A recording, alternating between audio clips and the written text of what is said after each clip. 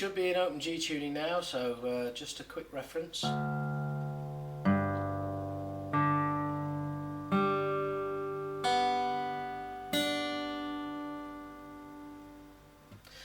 as I've already said, I'm going to take things very slowly and just go one step at a time, literally just adding one note at a time as we go along.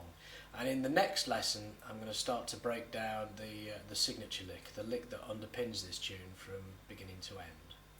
But in this lesson, I'm going to focus on a bit of background. And I should start by saying that for those of you who are absolute beginners, you should be aware that choosing this piece as your first project is a very ambitious thing to want to do.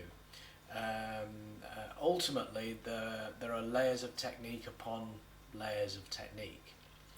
I suppose the main thing with Hill Country style is that it's a style that kind of fuses strumming and finger picking at the same time. And most guitar styles don't do this. It's either one or the other. But the way I'm going to teach this is to focus on the picking first. We're going to get the picking patterns down before we try to add any extra technique. The finger picking itself is a tricky technique to pick up if you've never done this before. So let's start by looking at some of the fundamentals of picking.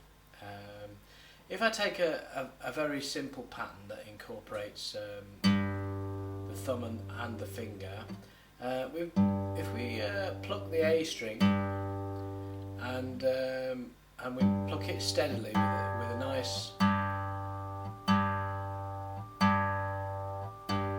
steady rhythm, think of that thumb stroke as being on the beat. So it's 1, 2, 3, 4. 1, 2, 3, 4. And in its simplest form, if we play an offbeat note, so I'm introducing you to the idea of on-beat and off-beat here, and we pull the string upwards, we'll take the G string with our first finger and pluck that string in between the bass strokes. So 1 and 2 and 3 and 4 and 1 and 2 and 3 and 4. Up, down, up, down, down, up, down. Now that's a very basic finger pattern, and it's actually precisely that pattern underpins everything that we're going to do from this point forwards. But as I said, I'm going to introduce a wee bit of background here, and the Hill Country style is a close relative of the Piedmont style of blues playing, and in the Piedmont style the bass typically alternates, so it's still on the beat, 1 and 2 and 3 and 4. And I'll just play a little jingle.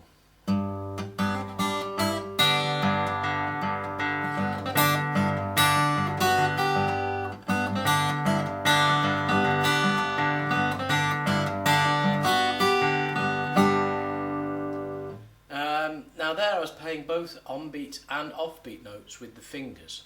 So there were times when the fingers were playing a note in between the beats, in between the thumb strokes, and there are other times when the note was plucked at the same time as the bass note. And that principle runs through the Hill Country style. As I say, they're very, very close cousins.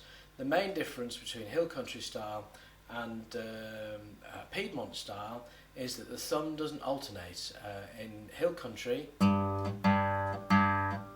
it's a steady bass, and it doesn't deviate too much from the root note. That is to say, the note that represents the key we're playing in. And since we're in open G, we're playing in G, and the low G string, which is the A string effectively, provides us with that steady bass. So let's come back to that simple pattern that I played a few moments ago, which was down with the thumb on the A string and up with the finger on the G string, and this is what I want you to focus on.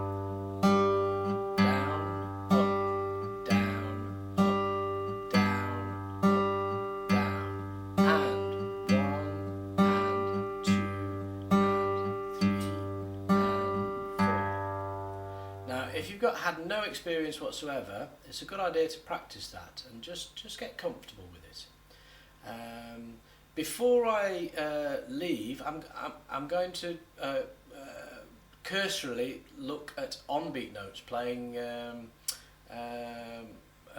with the fingers on the beat, and I'll just take a very simple pattern, and technically the way we do it is we pinch the string and the thumb at the same time. So that's how we get to play an on-beat note. That's how we get to play an upstroke with the finger at the same time as the beat when the thumb comes down. So I'll just play a simple pattern, and on the fourth beat I'll play an on-beat note. 1 and 2 and 3 and pinch and 1 and 2, 3 and pinch.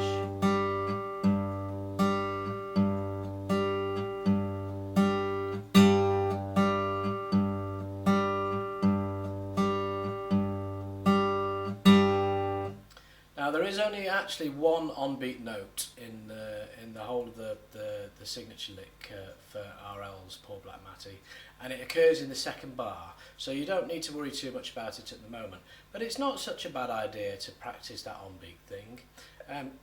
I'm going to keep these lessons or try to keep these lessons to about 5 minutes. I've gone way over on this one, but hopefully I've provided with a little bit of useful background.